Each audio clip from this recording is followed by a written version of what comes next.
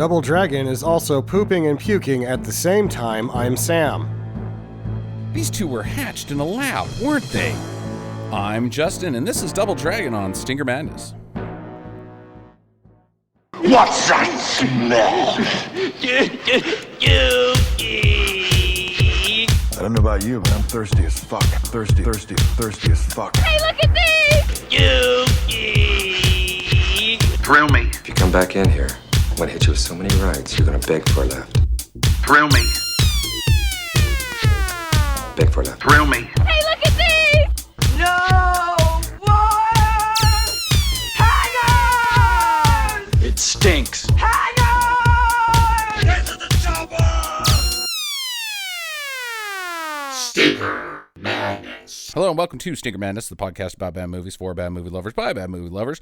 I'm your host, Justin. With me this week is Sam, as usual, the only person who does this podcast every time now.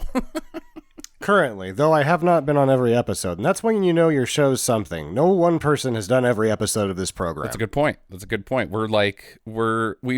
think that's the bar in upper echeloning podcasts. Like now we're as big as Stuff You Should Know and that Joe Rogan asshole because we're not on every episode.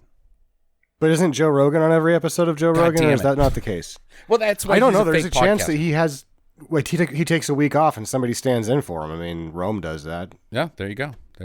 So, yeah, enjoy us. Enjoy you. Enjoy yourself. Touch yourself. Go ahead. Nobody's looking. Don't enjoy yourself as much as I think Eric Roberts does. Oh, yeah, no kidding. Let's dive into this, Sam. We've got a lot of ground to cover. What have you got on Double Dragon? Double Dragon? It's, really not much. The guy that directed it, James Yukich, he's not really a movie director. He's not even really a TV director. He's a multicam director, like live events when you're like camera one, camera two. That's the kind of director he is. And he's got a long list of credits in that.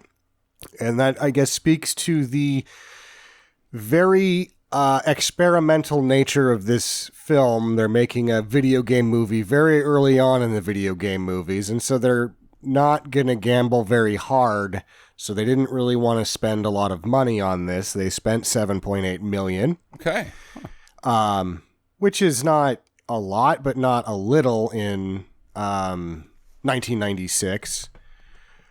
But it's not a lot for a theatric movie, is what it is. And the director was like, I want it to be silly, and I'm like, I'm not really sure.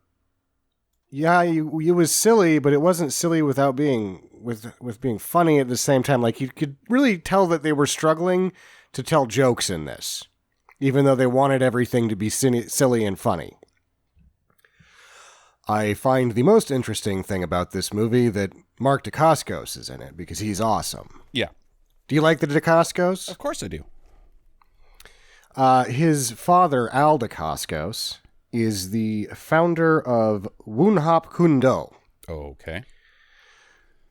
Would you like to guess what nationality Mark Dacascos is? I had to look this up because I was like, okay, this Scott Wolf thing and Mark Dacascos, are they going to touch on this, that they're clearly not from the same family? And no, they do not. He is Greek, Japanese, Indian, and Irish? No, you got some of them. I don't think there's Greek. It sounds like it, but it's actually Spanish. So I thought it was Filipino, Spanish, Irish, and Japanese. And he's really like Hawaiian, basically, because he grew up in Hawaii. Right. And his dad is the founder of that martial art that I just said, Woonhap Kundo, which is a non-fixed martial art, which means that it's not like this is the way to do it. It is the time-honored tradition. Anything else is blasphemy. No, they just change it. If they find something that works, they're like, oh, this guy totally punched me in the face. Really cool. It's part of our martial art now because it works. Okay. And that's why Dacascos is so awesome, because he's like, yeah, I'm going to learn more stuff like Muay Thai and Kopira. It's interesting that a lot of people think that was his original fighting style, because he's in the movie Only the Brave, which is where he sort of comes from, which is a movie that focuses around the Brazilian martial art of Pacopaira. But he just picked it up real quick from the guy the progenitor of that martial art, because he's already used to training in non-fixed styles. So probably why he's friends with Keanu Reeves. Also, if you're friends with Keanu Reeves, you may be awesome. Yeah, you're probably going to be cool. Like, I don't think you can be a tool and be Keanu's friend. Like, I think that's in the prophecy. Because, the one, okay, God damn it. Okay. He was, in John Wick 3, you're like, Dacascos, why are they dusting him off? And he's like, there ain't no dust on me, goddammit. And you're like, there ain't no dust on you, Dacascos. You're still badass. Yeah. Wasn't he one of the assassins chasing John? He was the culminating fight in 3 where he's like, I'm an assassin too, but I'm also a huge fan of yours. Right. That guy. Okay. Which was a really weird thing that actually like kind of elevated 3 over 2 for me, because I was like, well, they're just going to keep dragging this out with no story and making more John Wick so there can be more John Wick. But this fanboy assassin angle is kind of fun. So what happened to Alyssa Milano's career? Well, she is a very sweet lady, and I respect her a lot. But she's not very good. I was going to say nothing. Nothing happened to it. You look at it and you're like, I guess she's been working this whole time. TV and movies. Uh-huh. I just don't pay attention to her. Yeah. Huh. Well, I think the material that she gets cast in post Double Dragon isn't really our. I mean, she was in those TV shows, those witch dragon vampire TV shows that weren't something that I was going to watch.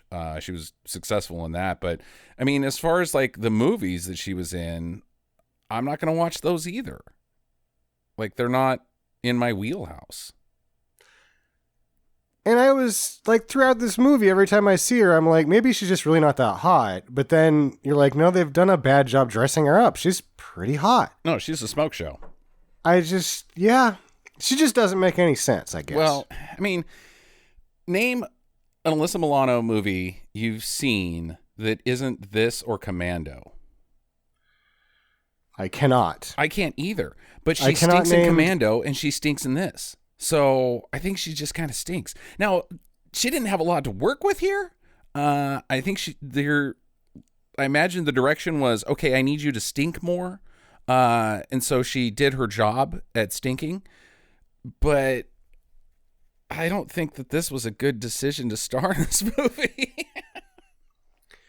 You look at her whole thing and you're like, there's Who's the Boss, and then it's one bad decision after the next, but the hits keep rolling. Right. She just keeps doing crappy stuff that nobody watches and makes money, and she's got horses and rabbits, and she seems like a really nice lady. Yeah. Yeah. It just doesn't make any sense to me. I don't either. I don't get it. Yeah, they did not do a good job. The short hair does not work with me here. The weird trench coat graffiti thing doesn't work for me. Her pants have garter straps underneath them. That doesn't work for me. No, they did everything they could to make her look bad, and you're like, you still look good. Yeah. What is going on here? Yeah. Yeah, like when she has to disguise herself as a normal 2007 teenage girl, I'm like, you look good. But when she's the leader of a hardcore gang of counterculture rebels, I'm like, Like, your hair's awful, what you're wearing sucks, and you're still attractive? What is going on here?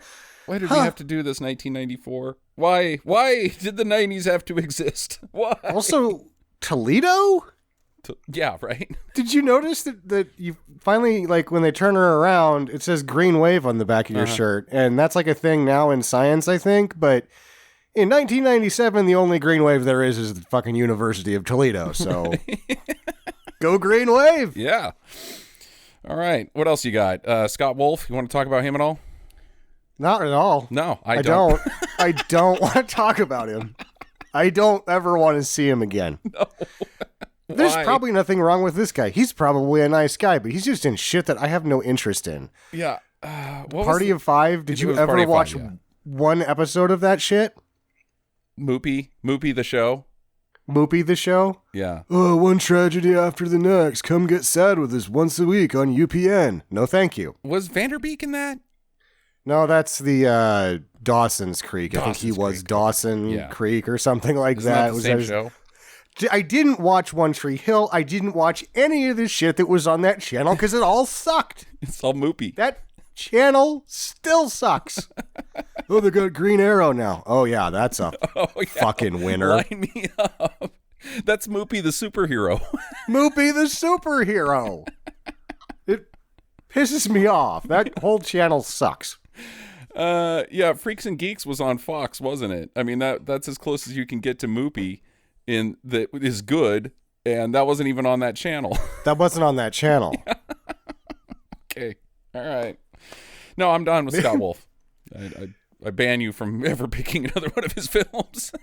And they changed the name of that channel. Is it the CW now still, or is it if they just fully embraced it and it's called the Moop? I think it's WB.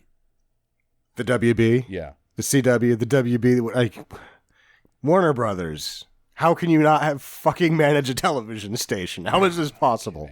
Yeah, we're gonna talk about Warner Brothers a little bit later in this podcast, actually. All right. Anything else? No. All right. Let's dive into Double Dragon. Basically, this movie is terrible. I'm gonna go ahead and say, wow, what an experience though from the beginning, because you bring up the budget of $7.8 million. Yeah. I'm shocked by that because I think this movie looks fantastic. Like, expensively fantastic. They have recreated the entire planet in matte work and dabble in CGI and paintings and models. And I think all of it should look like crap. And I don't think any of it does. I feel like that they're on the front edge of new tech stuff. The New Tech is a company that did the video toaster and Lightwave, the 3D program. Mm-hmm.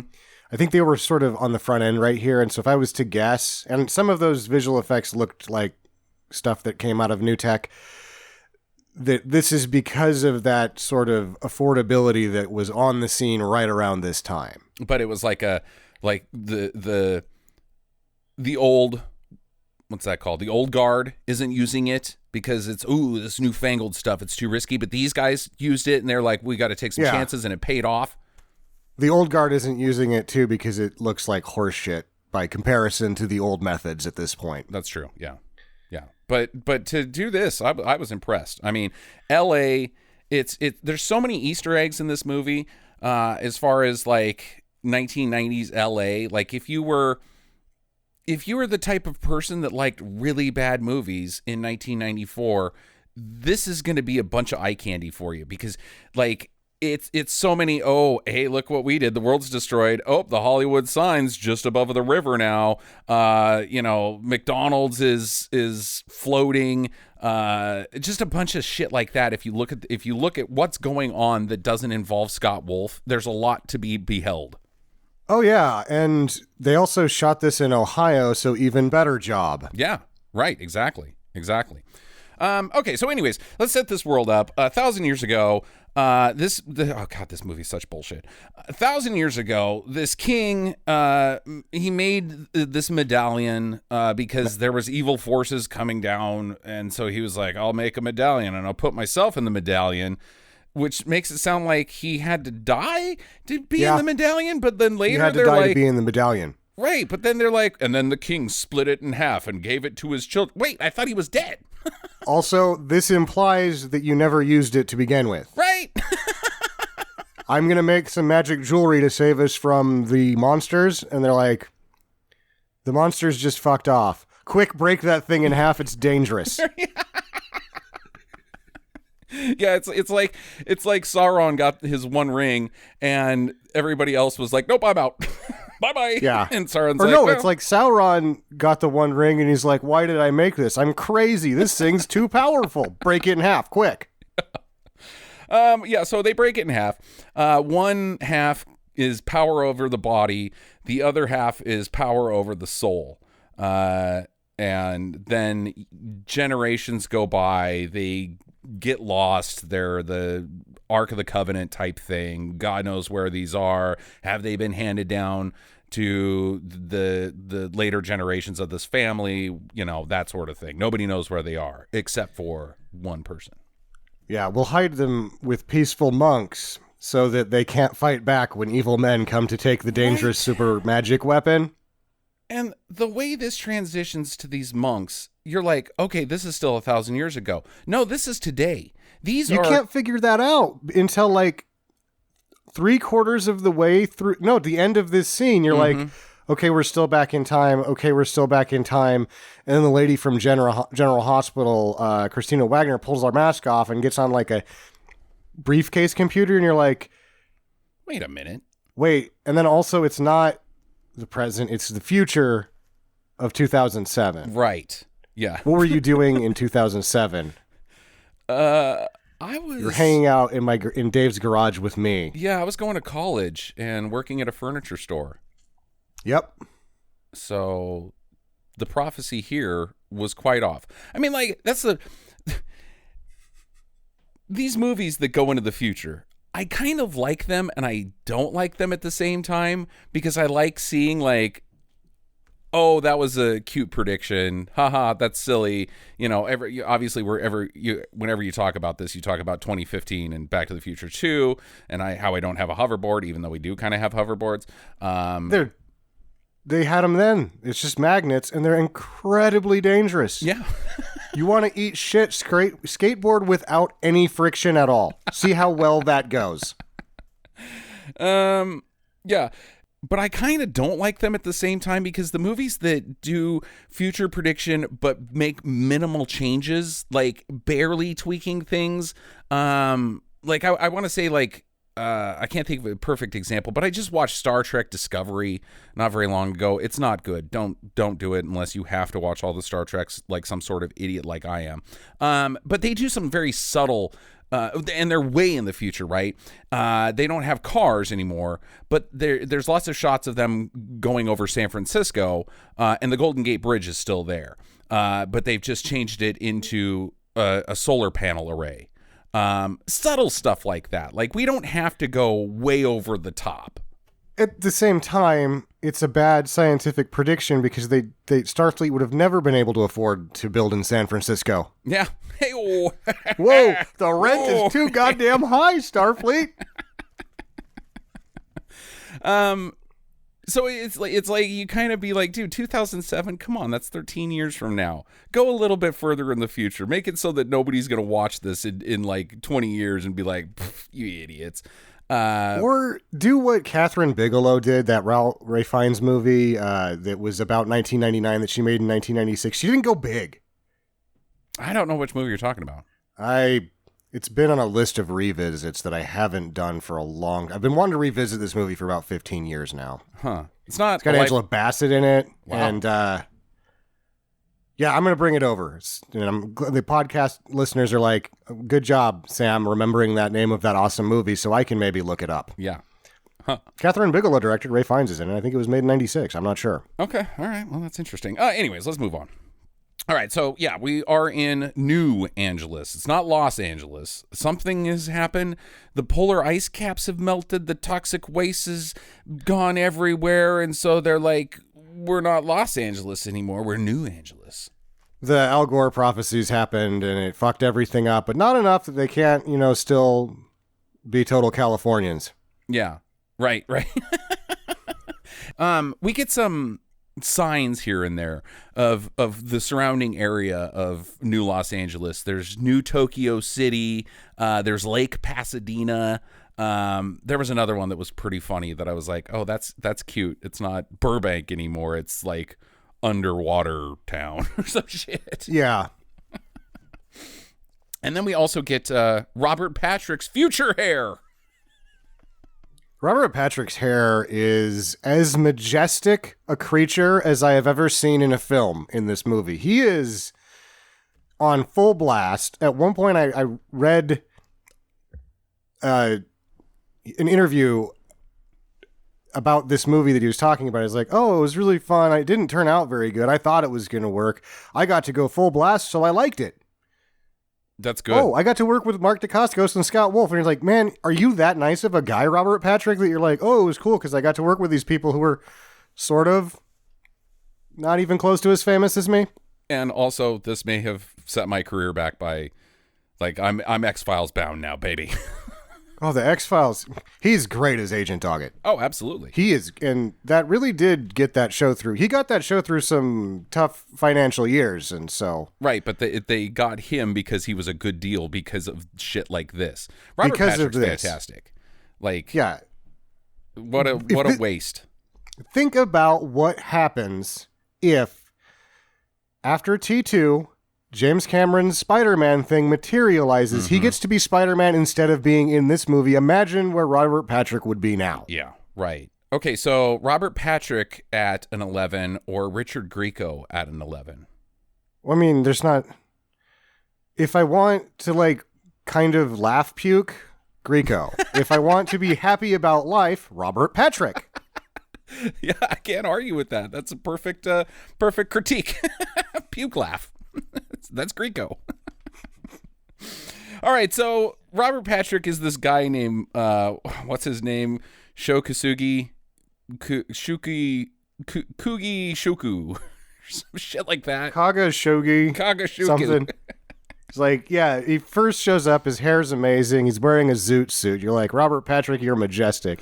And he's like, by the way, I'm the whitest guy ever, and my name's Kogashugu, I think. I'm not sure. Did you guys read it? And he's Megacorp. Like, he's clearly a bad CEO. Like, he's a villain, but he's just so good at it that the man can't touch him. He's got all the money. He's got all the goons. And like a lush office that is 1994's version of 2007's bullshit. And I love it. But he isn't happy enough. He wants those medallions. And his right-hand lady, what's her name? Christina Wagner? Yes. Christina Wagner from General Hospital. Is she related to Robert Wagner? Or Lindsay Wagner? I don't think so. Okay. All right. She kind of looks like Lindsay Wagner. Should have dug into that. Anyways, her character, it's Lash. A married name. She married a Wagner who was also a soap person. Gotcha. Okay. Her Lash is the one that found the previous medallion, and she brings it to him, and he's like, "Sweet, I've got the full medallion," and she's like, "Ha ha ha ha, yes." And he opens the box, and there's only half a medallion. And he's like, where's the other half?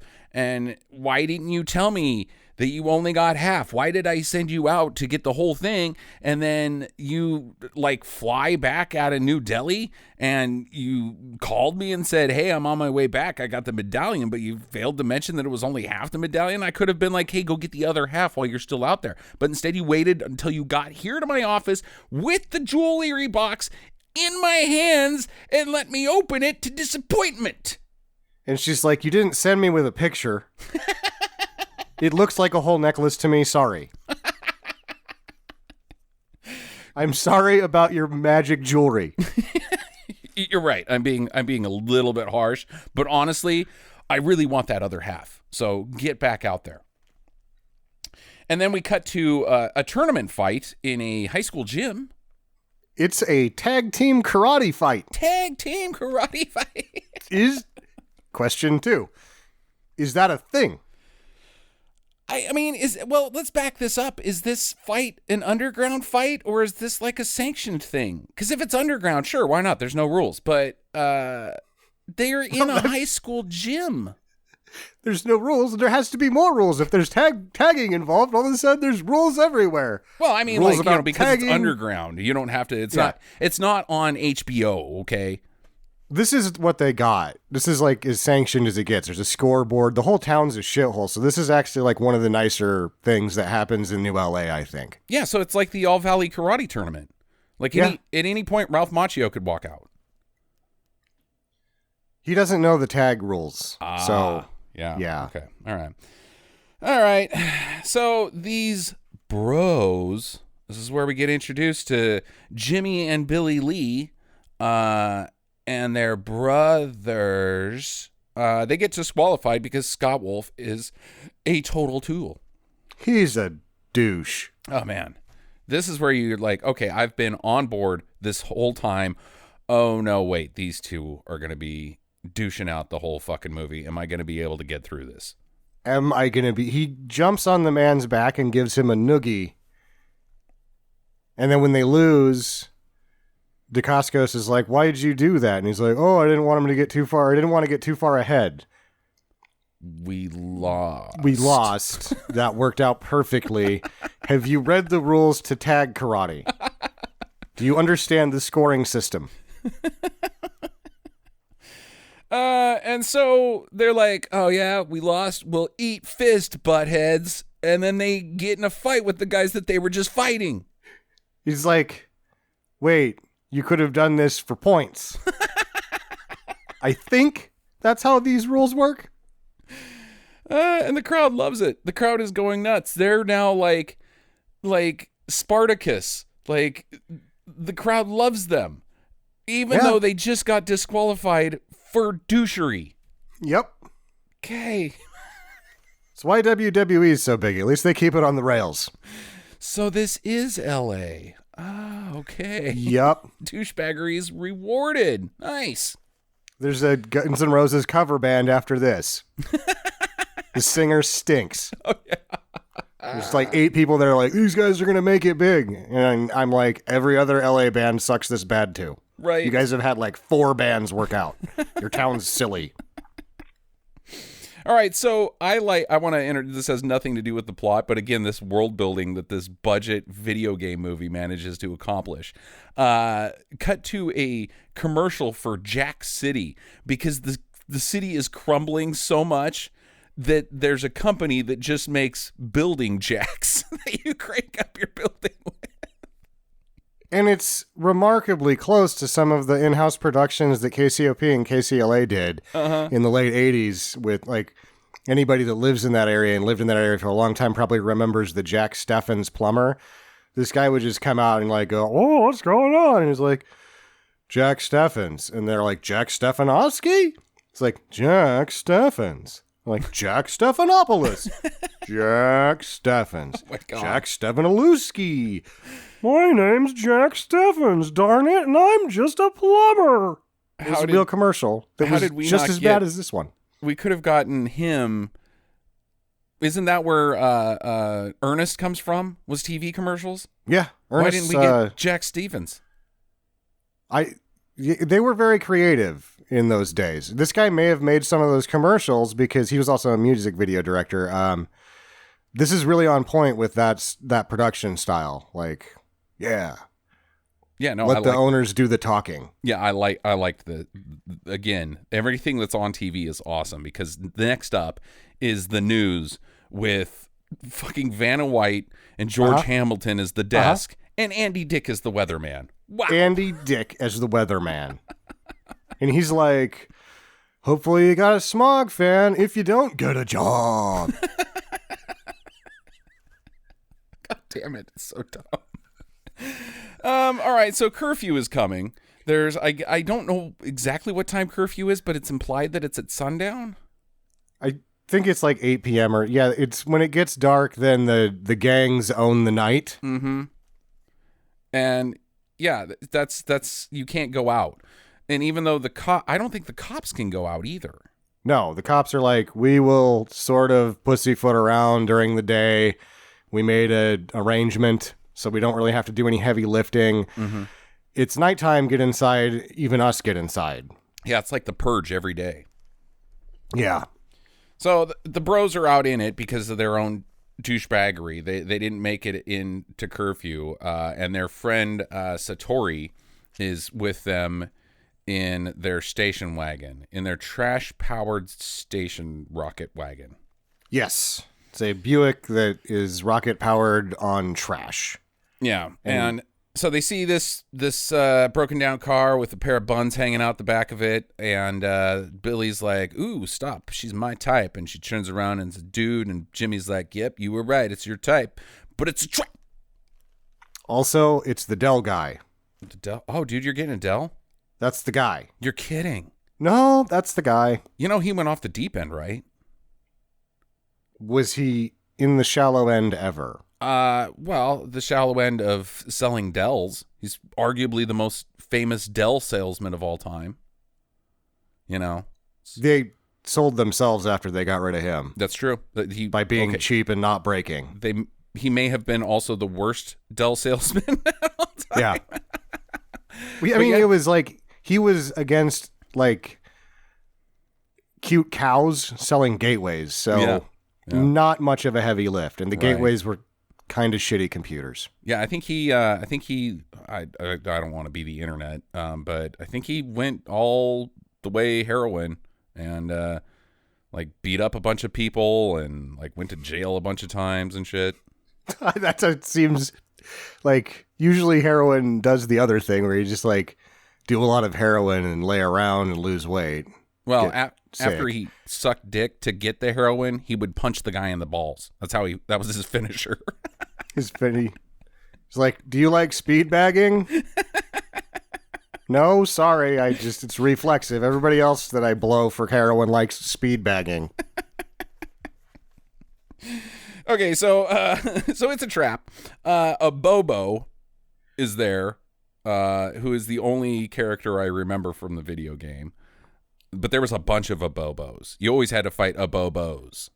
Yeah, and this is Nils Allen Stewart, who's back from the Destructor episode or whatever, the one that we did the last time you were here. Right. The Demolitionist. The Demolitionist.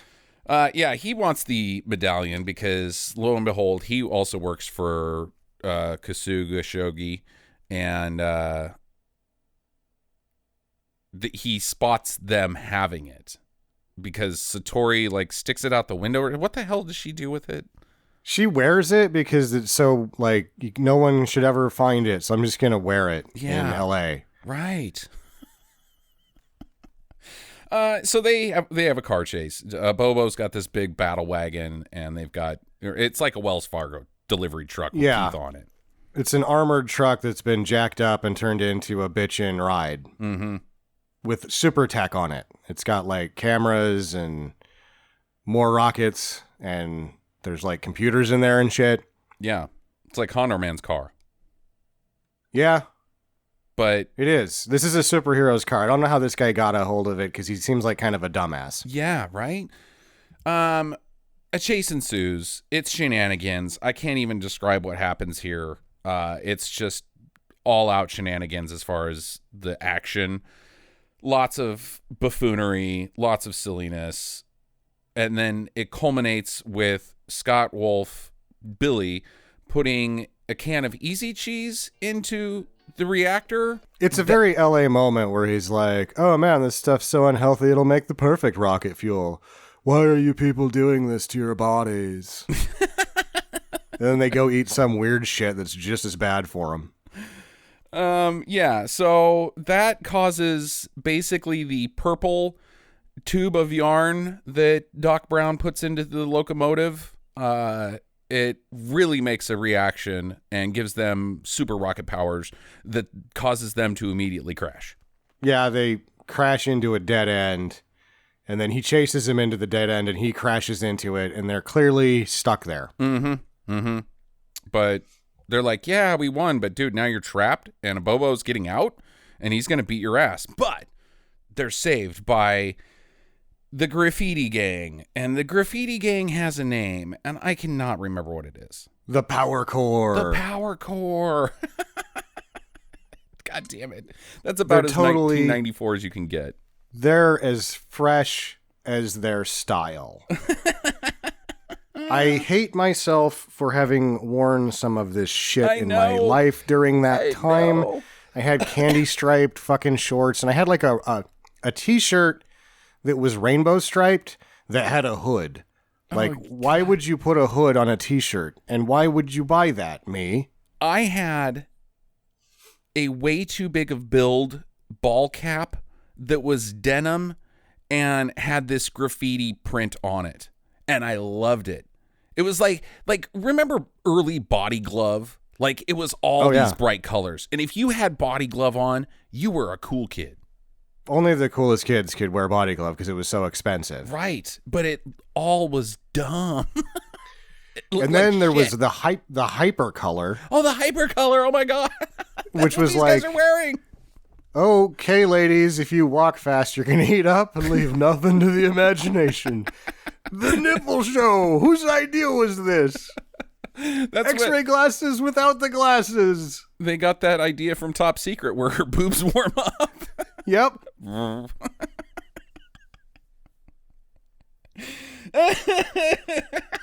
if you had hypercolor pants, you would just have God. sweat. Dong show. Hypercolor sweatpants in grades like junior high. Like just hypercolor boners everywhere. Oh my God. And it also, not to mention, even if it hadn't been for that, it's just an open invitation for sexual assault. It is. Touch me everywhere. My shirt will change colors. Oh my God. There's people that have this philosophical debate about traveling back in time and killing Hitler's baby and whether that's acceptable or not, but maybe we should have not done hypercolor. Yeah. Go back in time and fix that, guys. Okay, so they're led by Marion, who's Alyssa Milano, who's living a double life. Okay. She's shitty Batman. She's shitty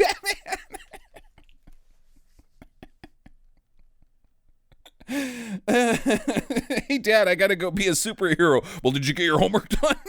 Yeah. Batman never had to answer to his parents. Well, they were dead. Hey, Bats, how you feeling about that today? Maybe you should see somebody. All right, so Billy has the hots for her, of course. And her deal, the Power Corps' deal, is that they're trying to both essentially get the Green New Deal passed and also get rid of the gangs. So they're like Rudy Giuliani and AOC at the same time. Yeah. And they're dressed like shitheads. Oh my God. All right. So Bobo fucks off. They scare him away and the bros go home back to where they live, which is very 1990s Ninja Turtles-esque. They live in an abandoned movie theater. Also, how did they get out? They were clearly stuck. How did they get out? Right. Maybe the Power Corps just lifted their car out of the alleyway, you know? This is why they call us the Power Corps. We lift stuff up. We're power lifters, and we're also for saving the earth. But watch us pick up this car. We're awesome. I might tear my candy cane shorts when I do this. So Satori tells them all about the Double Dragon. God damn it. I can't say that without thinking. Hold on. Let me give you an example. Let's go get some Taco Bell. I need some Thunderbird wine, 3 burritos. You're going to see some shit. And learn all about the Double Dragon.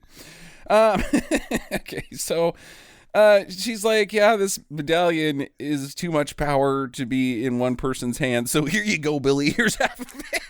So I'm going to give it to the biggest dickhead I know. Why does Billy get it? I don't know. I think he grabbed it first. No, Billy has no hands patience. it to him. Yeah. Like, and Jimmy's doesn't even bat an eye. He's like, okay, so I'm the better fighter. I'm far more mature, and I have this whole Zen thing about me where I'm cautious and patient and learn my enemy's moves before reacting. You are just a complete loose cannon. Whatever. You can have the power medallion. He's like, I don't need the power medallion. I'm so much less of a nutsack than you are. Yeah. I can actually just punch a guy in the face. Right. Okay. Maybe. Yeah. It's compensation.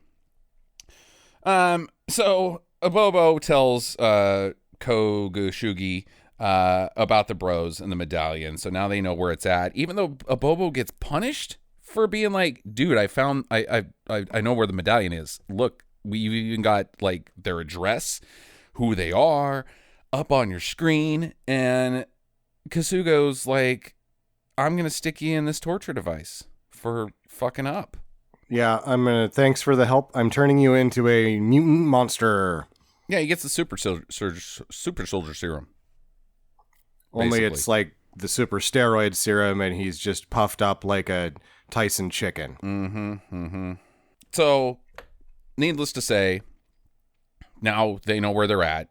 Shu Kasugo shows up at their house, their theater house, and he has a relationship with Satori. He knows her. They work together? I guess they were archaeologists, and their dad and her and him all worked together. They found this thing. He's like, I'm going to use this magic. And they're like, no. And then they like pushed him down and hid it from him. And then at no point do Jimmy and what's the other one? Billy. Billy and Jimmy go, why did you bring us fucking here? Right? This town sucks. Okay. So the boys run away. The henchmen chase after them. One of them being Al Young. I don't know who the other guy is. But they're fun. The henchers. I like them quite a bit. Their names are Huey and Lewis. Yes. Right. You're actually wearing a Huey Lewis in the news shirt. I actually am. That is to true. coincide with the joke that fell flat in this movie. Right. It was just so poorly delivered, and at a critical moment of the film that it's like, this is not the time to insert this joke. There's too many emotions running high. It just kind of went under the radar, I think. I think if you can do too good of a job telling a really stupid joke, that's what happened, because Robert Patrick's like, hey, Huey. Hey, Lewis. What's the news? It was as good as you could do with that joke, and everybody and the viewers are all like, just don't tell it. Right. Just don't tell that joke. All right, so hijinks ensue here. They're running all over the place, climbing up stuff, fighting the henchmen. Satori and Kasugo are mostly just staring and talking and sort of fighting, and also running away and also helping the brothers. And yeah, it's just all over the place right here. Yeah, there's like mops and brooms. At one point, Dacascos is like fighting a guy with a broom and he breaks the end of it. He's like, oh no. But then he's like, oh wait, now it's a better weapon, and does some actual martial arts on screen for a second. But they're like, okay, whoa, karate guy. Tone it down. You're standing next to Scott Wolf. Yeah. Got to have more running and jumping over stuff and things collapsing on other people and hijinks. We got to have more hijinks, less fighting. More hijinks. All right. So eventually Shuko turns into a newspaper and fights Satori with his newspaper powers. Yeah, he gets inside of her body, I guess. Yeah. Yeah, I guess he can do that. Like, take and over then he resists people. the urge to walk into the bathroom, look in the mirror, and take his shirt off. Which one does he have? Does he have the soul or the body? I feel like he's got the soul. That's why he's able to, like, teleport into people or whatever. But he's taking over their bodies. I don't know. Not their No, because souls. later when Scott Wolf gets power of the body, like, he doesn't get hurt by things that would kill people. Right, but if you have the soul stone, per se, wouldn't you have, like, Shang Tsung style powers where you could be like a soul sucker rather than taking over? Like, it doesn't make sense. No, it doesn't. He's just a body snatcher. Yeah. Okay. Anyways. So he's in her body. Then a Bobo comes in, and he's not looking so good, but he's defeated by gravity basically, and a net. You know, you can't be big and get in a net. You'll never get out.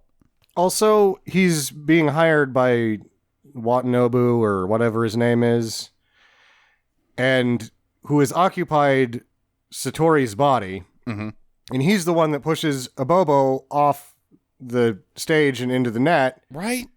They're like, oh, thanks for saving us. He's like, I didn't save you. I'm actually a dude in this lady's body. And then they lock her in a cage, and he comes out of the cage, and they're like, what do we do? And there's a shot of the cage hinge. It's got a little lock that you can unlock and open it up. Uh-huh. They never really work that angle in this scene of desperation where Robert Patrick is going to burn down the theater with them inside of it, and they're like, but Satori's trapped, and he's like, unlock it, dickheads. Or, it's open at the top, Satori. Climb out. It's a chain link fence. That's not Helena's cell that we've built in this theater. This is a junk She fence. kicks it open with her karate, and you're like, lose these two dickheads and do your fighting yourself. Right. Oh my God. But it's still not enough. Like she pushes them out, and she locks the door with her inside of it, and she's like, time to die, Robert Patrick. And he's like, I have newspaper powers. I'm out of here. You're an idiot. You're going to blow up. And she does. The theater blows up pretty significantly. There is a blown to safety with two men that are clearly not Mark Dacascos and Scott Wolf. Right. Those are not the guys. No. Yeah, so Satori's dead. So Shuko goes to Michael Berryman's gang's headquarters and then immediately kills Michael Berryman. Like, wait, why do we have Michael Berryman in this movie if you're just going to kill him immediately? I don't know. Why? He's awesome. Use him. Recruit him into your gang. It's Michael Berryman. No, you're just going to off him. Okay. Strange decision. You could have just had some rando. Okay. So now he's got control. He kills Michael Berryman, and Michael Berryman appears to be beloved by his gang, but they're like, yeah? All the gangs are like, okay, you're cool. We love you now. Yep, that's how you become the king of gangs, is you kill the other king, and now you're the king. Okay. All right. Meanwhile, Jimmy and Billy have broken down on the side of the road next to Lake Pasadena, I assume, and they get in an argument. They're both angry over Satori's death, and Jimmy chucks Billy's lunchbox in the water. That's dick move. I still don't really understand what was happening there and why there's a shot of this. Because it's like a sad, like, oh no, my lunch. Glub. Glub, glub. I mean, they even come back to it. It's not just that he chucks it in the ocean. They say some lines, and then they cut back to the lunchbox sinking. Yeah, sinking with violins playing softly and someone whimpering about baloney. PB&J. I had a high C in there, you son of a bitch. The Capri Suns. But they make up. They realize, hey, the only way we're going to do this is if we work together. So they keep walking. And they stumble into another gang's turf, and they're like, "Oh, we'll be going now." And the gang's like, "Hell no! You got a bounty on your head." And so fight jinks ensue. Also, this is the first time that I noticed that Mark Dacascos' pants are way too big. Oh yeah, they are. He's wearing like 10 inches too big waist pants. Well, don't forget that this is 1994. That was like cool. I guess. Parachute pants? Yeah, but this is just jeans that are way too big. I think everything was supposed to be big in the 90s. Except for your hair. Short hair, big clothes. Big clothes. Clothes big enough that they grab on the edge of your desk and you fall over. Can't walk through gates. Car doors are hazardous. Oh no, I'm trapped in the door. Would you like a fork? No, it'll end up in my pockets. I'll just eat this macaroni with my hands. With my shirt. Yeah. Because it's too big. All right. I like this. The key takeaway here in this fight, because of the fight jinx that I can't describe. There's one guy who's standing on top of a water tower dressed as a postman. He falls off, too. Airmail. Yeah, this is like the costume designer really liked the Warriors. Right. And missed it by 1,000 miles. But it's not just that this guy is dressed as a postman, like, hey, we're the postman gang. He literally has letters coming out of his pockets as he flies through the air. I think he's actually just a postman. Special delivery. That's how he delivers the letters, is he pretends to be in a gang. Like, oh, it's that postman gang. He's like, yeah, we're real tough. Also, here's your letters. And then they hide in this boathouse. It has a future bike inside of it. Why do you put a bike inside of a boathouse? That doesn't make any sense. The motorcycle doesn't work. It falls apart or something like that. But then they find what appears to be a two-seater, side-by-side two-seater jet ski with a bunch of fiberglass all over it. It's like they took a big jet ski and made it into almost a boat. Mm-hmm. For the purposes of this movie. Right, because it's got jet ski steering. Yeah. The hull is shaped like a jet ski's, but it seats two side by side. It seems like the steering is still in the center, though. Yeah. So it just barely... So it's just a big jet ski that's hard for two people to ride in if one of them is driving. It's the McLaren of jet skis. Yeah. Custom made. But then they're chased by guys that are on actual jet skis and have helmets. Yes. The gang members have helmets. Safety helmets. And they appear to be just sitting there waiting for the opportunity to be jet ski guys because they don't even, there's not like a delay in getting chased. These guys are in wetsuits and helmets right after they get out. Do you think you could jet ski in a helmet? I don't see why not. I feel like it would be really limiting your vision, which is super important on a jet ski because you have to see all around you because you can't really steer all that well. You're going to go sideways on a turn. You need a wide range of vision on one of those goddamn things. You know, you make a good point. You also get very wet while jet skiing. Yeah. And having a face shield that is soaking wet would be vision impairing. Yeah. Also, if you fell in the water with the helmet on, you'd probably have to rip it off to not suffocate. Yeah, it could drown you. It's heavy. This is dangerous. Yeah, interesting. I never thought about that. Huh. All right, so they chase around via The World Is Not Enough, I think, is the James Bond jet ski movie. And the river catches on fire because of their guns, and they blow up an entire toxic waste dump, and it's a huge explosion. Yes, this explosion was 700 gallons of gasoline. Holy shit. And 200 gallons of pure alcohol, 199% mixed in with it to make it more volatile. Wow.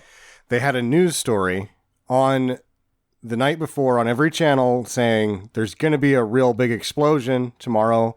Don't freak out. The explosion was so big, the police still got like 200 calls because people were freaking out. Yeah. God, man, this was a big one in the middle of town.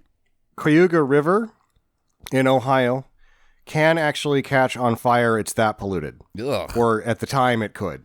Yeah. Jesus. Yeah, did you hear that they just found a bunch of like 200 gallons of DDT dumped in the ocean? They dump a lot of shit in the ocean and they need to stop. 200 gallons of DDT. DDT is like the worst shit ever. Yeah. And oh, no. They're just like, I'll put this out here. Like, why not just bury it? It seems like it would be even harder work to take it out to the ocean to dump it. Like, just bury it. Yes, there's got to be more responsible disposal methods of almost everything. But yeah, but clearly these guys were villains because they it's illegal to do that, and it's unlabeled. They can't find who did it. But sure, there's more ethical ways of doing it, but also I think that there's easier ways. There's got to be criminals easier ways. Got to start making things easier for themselves. They had to rent a boat to do it. Right, a big boat. You could just rent a backhoe and a trailer if you bury it out in the desert. Dum-dums. Okay, anyways. And then Jimmy and Billy drive straight into a street sign and explode. They're dead. Yay. Yes. All right. Well, hopefully Satori comes back because I do want to watch this movie. I'm enjoying it. I just don't like Jimmy and Billy at all. Oh, no. Damn it. There they are. They're perfectly okay. Not even singed. Doesn't make any sense. But they think that they're dead, so now they've got an advantage, I guess. What? The bros are dead. I don't think they can have an advantage because they're, as I wrote in this note, you guys are the double dorks. Ooh. Add that one to the Hall of Fame of best singers ever. Yeah. Double dorks. God damn it, Sam. You're fired. That was awful. Well, I'm at it. I'm going to fire myself. Okay, so they go and decide to ask Marion for help because they're like, we're outnumbered. We can't get this magic locket to work. So we gotta consult the Power Core and see if they want to team up and take down Kasuga Shogi. Yeah. And she's like, well, you know what? I'm interested in taking that guy down, even though you dorks are trying to like make magic necklaces work, but I'll help anyway. Yeah. And The children are laughing at these dorks. Right. Yeah. When they break in, oh my God, there's a sign that says, please use the other door. They don't use the other door because they think it's a trick. And so they go through this one, which sends them to a tube down to a rubber mat that is being guarded by children. Yeah. It's like they go down a Double Dare slide or something. Right? Yep. Oh my God. I love these kids though. They're all tough, but they're not even like Lord of the Flies kids. They're like daycare children that are in karate stance. Yeah, they're allowed to express themselves with their clothing artistically, and they're the future of America. And adorable. And adorable. Oh, look at your little karate stand. Aren't you so cute? But they're like, holy shit, karate kids. Also, the Power Core has captured a Bobo, and Marion is feeding him spinach. Yep. For torture. Yeah. Because it gives him farts. Yep. And so he's going to spill the beans because he doesn't like farting. But he doesn't know anything. Right? He keeps telling her, I'm really this stupid lady. And she's like, looks like you're going to get some more spinach. Yum, yum, yum. Open up. Yum, yum. Okay. So she's like, okay, guys, what's the story? And they're like, well, we've got this medallion. It doesn't work. Let's try rubbing it together. They try that. They're tricked by her gang, and everybody has a good laugh. That it still doesn't work. They're idiots. And she's like, okay, well, I'm going to help you out anyways. So step one of this plan that she's created is be annoying at the mall. Yep. Pester some mall cops. The reason why there's no skateboarding signs all over the mall is because these teenagers are assholes. Yep. Which leads them to step two, which is to start a gang mutiny.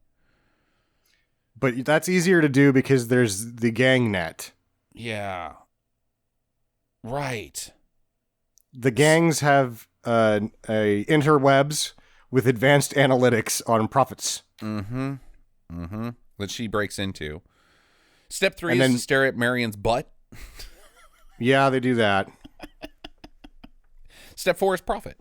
So they hide in these air ducts that lead to Shuko's office. And there they see the medallion while peeking through one of the air vents. And so they have fishing line somehow and take Marion's pin, tie it to the fishing line, and use it as a hook so that they can lower down the lure and try to grab the medallion. Directly in Lash's line of vision. Yeah, they're not very good at heists.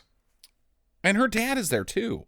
And it's in his line of vision too. He even is like, hey, what the hell's that? The only person that doesn't see this is Robert Patrick. If you are Robert Patrick Kasuga Shogi, why is the medallion on your desk? It needs to be on your body at all time. I thought he absorbed it and it's part of him now. Then he doesn't need it at all. Be like, here, fuck off. Oh God, the rules don't work. So Lash knocks them down via one of those sword spears things, a halberd, I think is what they're called. Something like that. She gets him out of the air ducts, and Alyssa Milano's like, hi, Dad. Bye, Dad, because the bros jump after Kasuko into an elevator shaft, and she's like, I gotta go after them too, wee! And they all fall down into a lab of zombies. Yeah, Alyssa Milano gets so dusty in this, and they're like still staring at her, and I wrote down, Let me dust off those boobies, Alyssa Milano. Because that's what they were thinking. I was thinking the same thing. Just dust those off. Is that a hypercolor shirt? Can we go back to Double Dork? Double dork. Yeah, the double dorks didn't do it. They didn't have the nerve for sexual assault. Oh my god. Okay. So Shuko comes down there. He possesses one who appears to be a basketball player. Is this guy anybody? D'Anthony Langster. Don't know who that is. I don't either. Why didn't they get somebody? Like, who they could have got, like, well, no, Reggie Miller would have told him to fuck up. Grant Hill. They could have got Grant Hill to do this. Oh, they couldn't have got Grant Hill. Grant Hill's still playing for Duke. Yeah. It's true. It's 94. Rodman. They could have got Rodman. No, Rodman was taking his career seriously at this point. Okay. Yeah. I don't know. They should have got somebody. Akeem This guy didn't Olajuwon? cost much. He was tall and he was cheap. Yeah. Okay. All right. So, dad cop smashes Lash with a pedestal because they're fighting upstairs. So he's free and he just leaves. She's clearly smashed to death by art in Right. this shot. Yeah. Yeah. Just crushed. So Shuko gets smashed too by a trash compactor or something, but he uses his newspaper powers to escape that man's body, and then he gets sucked into a fan. Yeah. And I think he's dead. Or at least particleized into a million particles. But he's not. He flies right back in, and he possesses Tin Head. They got a zombie guy down there with the Tin Head. Ram Man from He-Man. Something like that. Maybe this guy's in the game. I didn't get very far in Double Dragon. No, I didn't either. It's hard. It was hard. Yeah. I think I got to like level 3 or 4. I don't know. But he bear hugs Jimmy to death. Crushes his spine. Jimmy's Goodbye, dead. Jimmy. I'm going to kill you with love.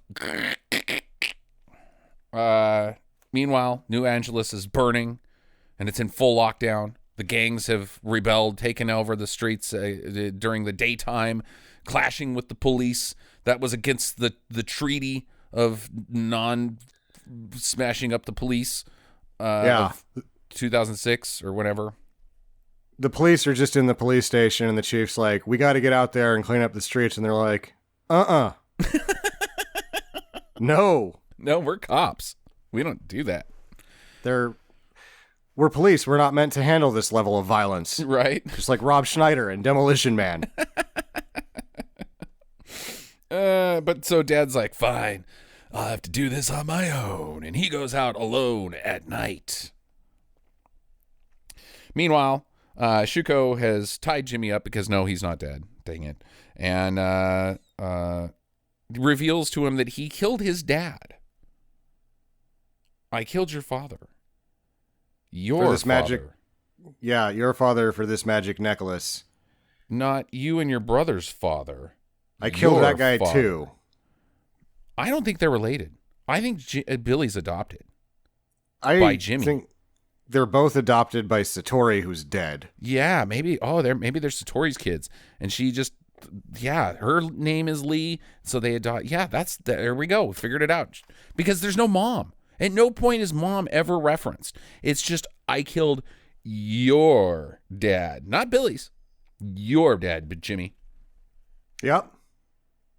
Also, I'm Scott's dad. Or Billy's dad, or whoever's dad. Right.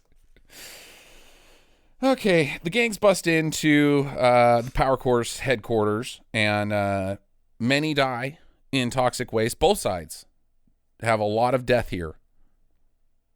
Because these people don't come back up. When they fall into the toxic waste. Also, why do you have a river of toxic waste running through your headquarters? That doesn't make a lot of sense.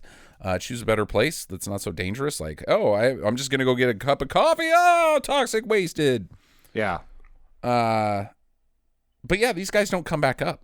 They either drown or are whatever happens when you fall in toxic waste. That thing that happens to that guy that gets hit by the Taurus in RoboCop. Oh, right. That's what's happening to all these people. Yeah. Okay, meanwhile, Abobo is chained in the bathroom, and he's frustrated and wants to get out, and so he pulls on the chain, which gives him enough slack to finally turn and see himself in the mirror. And we get to really see the tortured man that is a Bobo inside his soul. The one place we wanted to know this whole time was how a Bobo felt about his transformation. Becoming, it's almost Mary Shelley-esque, looking Frankenstein looking at himself in the mirror and going, "Me bad?"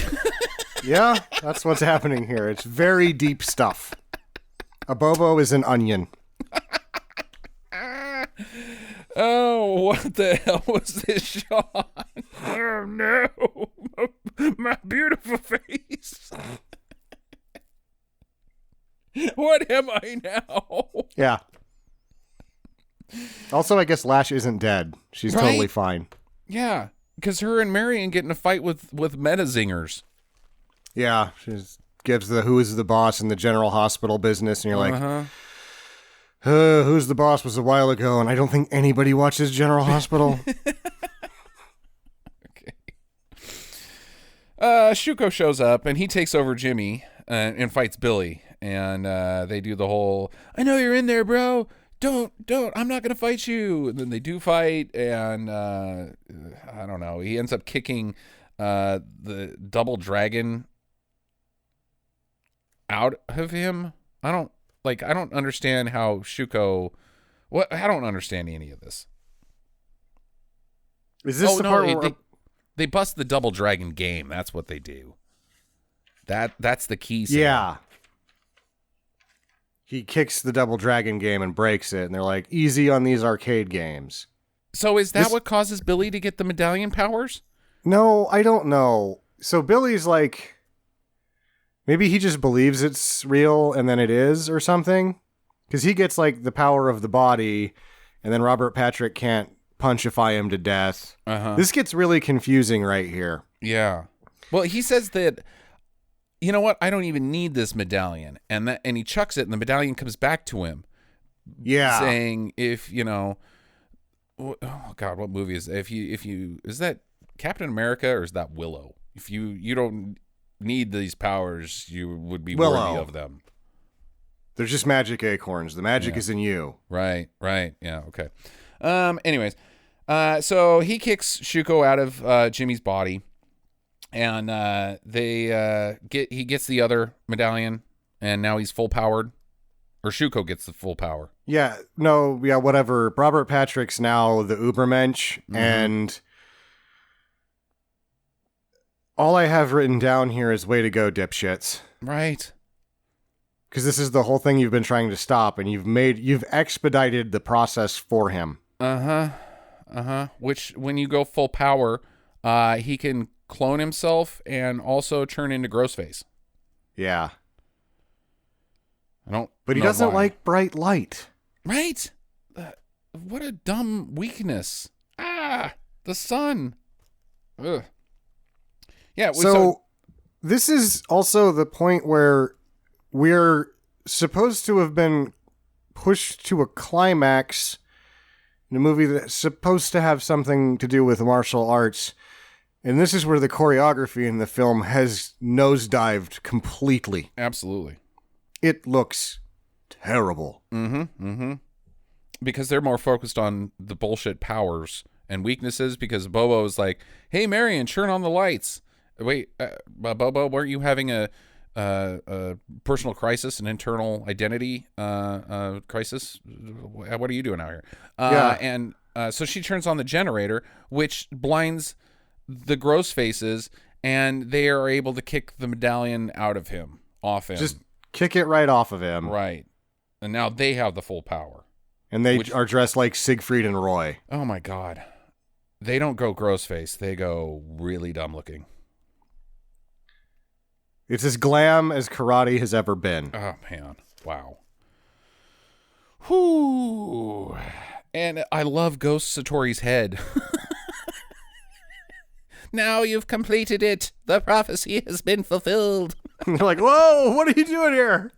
A floating ghost disembodied head. Did anybody else see that? You two have done a great job. Okay. Also, giant griffin's gonna fight my laser eyes in a second. That's immediately what I thought of. And then Dad Cop comes in, and while Jimmy is like beating the shit out of Shuko, and oh no, Jimmy enters in Shuko and is like, "Hey, Stop hop out hitting and check, yourself. officer." Yeah. It went from half-assed karate fighting to fully no-assed karate fighting. Here's $1 bajillion. Also, you can lock me up. And then the cops show up. Now that like you hear the sirens, you go outside, there's cops everywhere. They showed up to hero music, like, thank God you guys arrived. The problem has been solved. They didn't do anything. They're like, okay, well, now we can go out. We put on these silly costumes, and that man fell over on his own. Right. And they take Shuko away. Marion gives the brothers a restored dragon wagon. I don't know when she had time to pencil that in. Also, wouldn't this have been maybe cool in the movie? Right? Like when they're double dragons and they have a double dragon wagon, like, is this when the movie's actually supposed to start right here? Oh, man, maybe. But they let Abobo drive because they think 37. Yeah. They let him drive 37 miles an hour in this amazing rocket Buick with dragons on it. Go 37. Passing Huey and Lewis, who are panhandling for henching to hilarity. The end. Questions? Is this the largest anticlimax in a movie that we've done? Oh, no. There's got to be more movies that, like, you know, the movies that don't even have plot. Yeah. Because you have to have plot to have a climax. So, I mean, even last week, you know, Top Gun. It's pretty anticlimactic. World War III is a climax. Yeah, but we don't get to have it. It's not like you see it or anything. Them fighting true. in World War III. I mean, it's not exactly Randy Quaid flying into the mothership and being like, "I'm back, boys." Did you listen to the song at the end of the movie? I did a little bit. It was bullshit. as bad as the movie. Yeah, it is bullshit to the max. Wow. Yeah, anticlimactic. It's hard to say, but this is up there. Yeah, for sure. I would need to do a full breakdown on that. Yeah. You know, I don't have a lot of questions. I probably should, but I just kind of don't. Big one. Because they do this a lot in movies where they're like, oh, we're going to base it on this. Well, we can't do that because that's not as story-driven as this non-story that we just came up with. Mm-hmm. Double Dragon, the video game, they're gangsters. Rival gang kidnaps one of their girlfriends. They have to fight all those guys to rescue her. Is that a better story than what we had here? I mean, in 1994, yeah. Today, the girlfriend gets kidnapped, and these dudes have to team up to save her. Damsel in distress is pretty, it's pretty tropey. But in 1994, that would have been a lot of fun. I think it would have been the same movie, though, because, like, this movie, they wanted to make bullshit. And so they were going to make bullshit no matter what the plot was. Plus, you would have had, like, at the end, there would have been, I mean, there's still a little bit, like, any chance of a three-way, at the end of this? Like, yeah. Okay. So, yeah, I would have probably liked that movie about the same, to tell you the truth. If it was made by the same people, it wasn't going to be a whole lot different. Yeah. With the same people in it, right? Like, And I think that's a thing I'd like to say about this movie is it manages to not be the sum of all of its parts, and it's got a lot of parts. Right. I mean, because you could say a lot of movies that are based on video games break so far away from what the video game, Super Mario Brothers, the movie, for one, even Mortal Kombat. breaks significantly, the new one, especially from the formula. Mortal Kombat Annihilation, obviously. And people are like, well, if they just stuck with what the plot of the video game was, they might have had something, you know, the fanboys. If they had done that here, it wouldn't have changed anything. No. So, which is why nobody is like, Double Dragon would have been a good movie if they'd just gone with the plot of the video game. Nope. No. Double Dragon would have been a different movie if other people would have made it. Right. Which leads, if you don't have anything else, I think we're ready for final recommendations. Yeah. Absolutely. I love this movie. It is arguably the most bullshit movie nonsense, like almost Chuck Norris level of nonsense. Like, really? That's what we're going to do in this scene, but not the same type of nonsense. It's just lots of nonsense, and it's nonstop. There's no dry point in this movie. There's no, oh, we're in the middle. It gets, you know, it's bookended by dumb shit at the beginning and the end. No, it's dumb throughout, and it never changes its tone or its pacing or its level of polish, like I say. It's just constant bullshit. And yes. I think that it's probably one of the most underrated bad movies, especially within the genre of bad video game movies. It gets looked over a lot because some of the other bad video game movies are so bad, but they're unwatchable. This is a blast, and I love it. I actually struggled with it the second time. The first time I had more fun with it. I think that it's, if you've never seen it, you have to, because it is such a bad movie. They don't get a lot worse than this. No. It's hard to do worse. Every scene is a failure larger than the one prior. Yeah. It culminates in nothing at the end, and you're just like, wow, that was a roller coaster. Oh. So is that a do or a don't? That's a do. Okay. It's a must. It's a must-see if you've never seen it.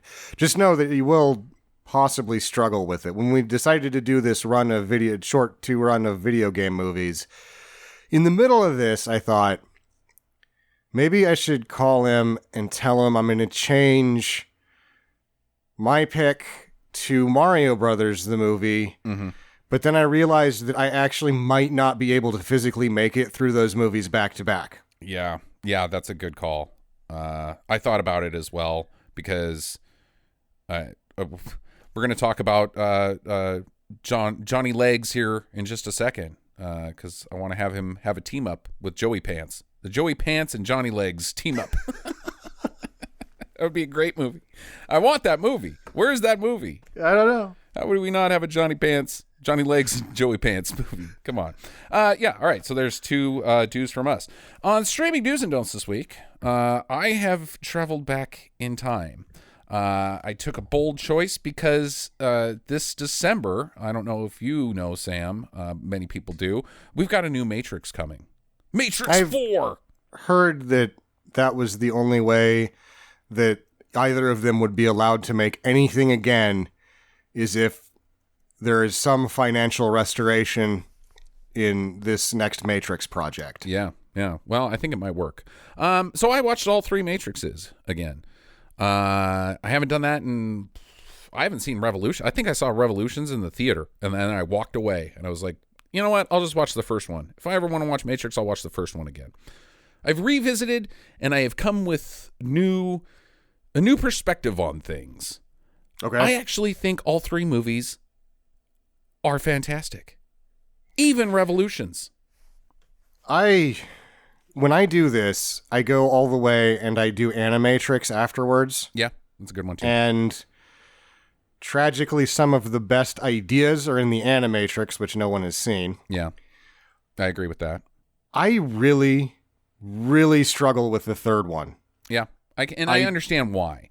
There's very little matrixing in the third one, and the majority of the movie is, I think that there's a lot of cut shit from the third one. Yeah. And I think probably the Wachowskis got overridden on the cut shit, that there is a director's cut, because the Battle of Zion takes an enormous amount of time, and it's really not plot relevant. it has arguably, I mean, you could cut 30 minutes off of the Battle of Zion and not change anything, but because it's action and because the studio is like, well, we got to have more action. I think that there's a lot of things that happen inside the Matrix that we don't get to see. For instance, the crux of the whole movie is when Neo faces Smith inside the Matrix, which doesn't happen until about 10 minutes is left of the film. And you're like, wait, Neo just went into the Matrix? That is the first time that Neo punches somebody inside the Matrix. He goes inside the Matrix at first, of the beginning of the movie, but he's in the side chamber, the Matrix adjacent place that he can't get out of without the train man. And the train man is employed by the Merovingian, and the Merovingian is still pissed at Neo for taking the Keymaster, and yada, yada, yada. So that's the only time that Neo's in the Matrix until the last 10 minutes of the movie when he fights Agent Smith. That pisses people off because they wanted to come and see Neo do Superman bullshit inside of the Matrix. Also, the Superman bullshit that he does inside of the Matrix is some of the worst computer visual effects. It wasn't that it didn't age well. It looked like shit from the get-go. It did. And that was also another break from the first one where a lot of it was wire work and bullet camera and all that. Now they're flying around and they can't do that with bullet camera and wire work. They got to do it CGI. He's moving too fast and it looks terrible. Anyways, aside from that, so the crux of the film is that fight sequence. That is where the Matrix trilogy ends, is who's going to win this fight. And the setup for it has been completely ignored by the studio. They're like, we just want action, and let's do more guns in Battle of Zion. We go into the Matrix at the beginning of the film. Neo goes and visits the Oracle, and they have their vague conversations. And the place looks okay. Sure, there's a new actress who's playing the Oracle, and she says, yeah, sometimes I have to change my face because I'm like the Doctor. We just get new people to play the Oracle. But everything's okay. The next time you go into the Matrix, the place is a mess. An absolute destroyed mess because Agent Smith has taken over the Matrix. And he looks at the camera and he goes, "Do you like what I've done with the place, Mr. Anderson?" When did that happen? When did all this destruction inside the Matrix happen? What are the ramifications of it? Where are the people? Are they like, wait, are they starting to struggle with their own concept of their own reality? Because now suddenly the world that the somewhat utopian late 2000s or early 2000s world that they've been living in is now being destroyed by a superpowered being. None of that is explored because I think it's boring, and to the viewer, or to what the producers thought the viewer was going to think. So they cut all that shit out, and it's vitally important. It's absolutely important. The ideas behind The Matrix are what make it interesting. Yes. And the third movie is devoid of those ideas. And I feel personally that the entertainment value, for me at least, was the practical effects, the stunts, the showcase that is the freeway 40-minute action sequence in the second one. I don't really love the second one. I got nothing bad to say about that. Tons of good stuff. The third has none of that. Yeah, no, they ignored the Matrix completely. However, so I'm going to go back to why I'm still saying I think all three are fantastic movies. My main problem with Revolutions when it came out, and to a degree, problem with the second one, is where the prophecy and where your human brain has a hard time thinking like a computer would and realizing what the fuck these guys are talking about, what the fuck the architect is talking about, what the fuck the Oracle's talking about, what the fuck Agent Smith is talking about, what anybody's talking about.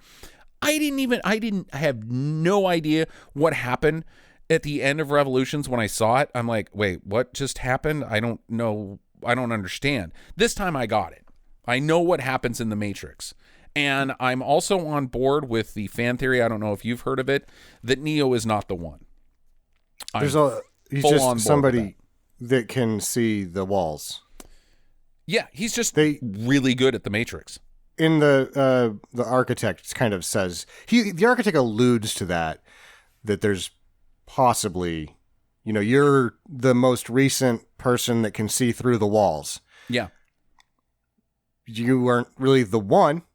You're just one of these people. You don't really know how many they flushed, right? Yeah. Right, exactly. Supposedly there's been he's the sixth one. Now, here's my theory. What I'm going to say is he is A1. He's steak sauce. There's two different the ones. There's these 6 guys that can see through walls and do karate kicks that are awesome. But then there's the one. There's only one of the one. There's no 6 iterations of it. It's not a constant loop.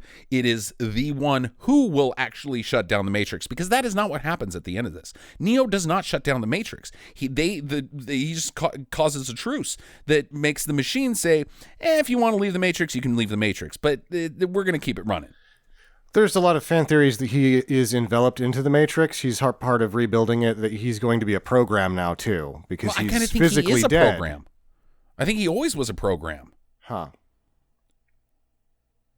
I think that Oracle even tells him that he's a program, that his consciousness was born within the Matrix. His body was born in the fields, but his consciousness itself was born inside the Matrix. His consciousness is a program. Yeah. I would say my biggest problem with the Matrix is that about halfway through it in the second one, I realize fully that this idea is better as a continuous stalemate, and that there shouldn't be an ending. Right. And that's why I have a problem with the third one as well, is in the middle of the second one, I'm like, this is a better series, and there shouldn't be a resolution to this conflict, because the conflict is more interesting as a stalemate. Well, I think that's also what the Wachowskis intended, is because throughout the entire run, there's lots of talk about balance, yin and yang, that Smith is Neo. They are one and the same, just two sides of the same coin. Yeah. And without one, there's too much of the other. So Yes. I think that was their intent, that there cannot be a resolution, that it has to be balanced. And then the studios are like, no, we don't like that. How about the most confusing ending you can possibly make instead? Sure. Yeah.